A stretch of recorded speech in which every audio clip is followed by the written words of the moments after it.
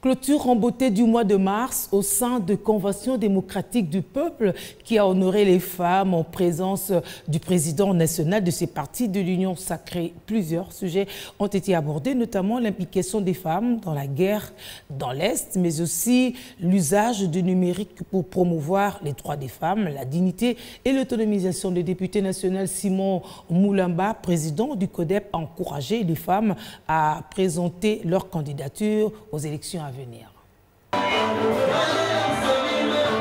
L'ambiance est quasi totale avec la Ligue des femmes du parti Convention démocratique du peuple, CODEP. Ce parti cher au député national Simon Moulamba Mpoutou a clôturé en beauté le mois de mars en rendant un vibrant hommage à la junte féminine congolaise. Longtemps considérée comme une masse électorale, Simon Moulamba encourage ces femmes, conformément à la politique genre du chef de l'État, à se présenter massivement comme candidat au scrutin de 2023.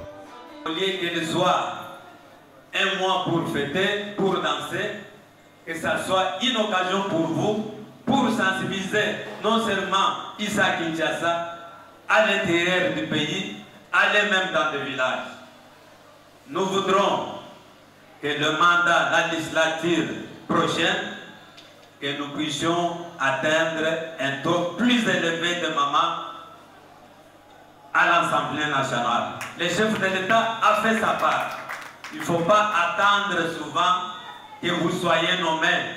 Vous devez faire un effort.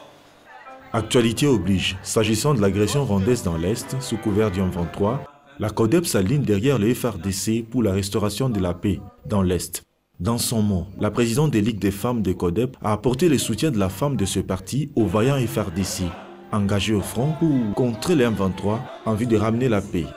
Poursuivant, les collectifs des femmes ont plaidé pour la sécurité, la dignité et l'autonomisation de la femme en cette période.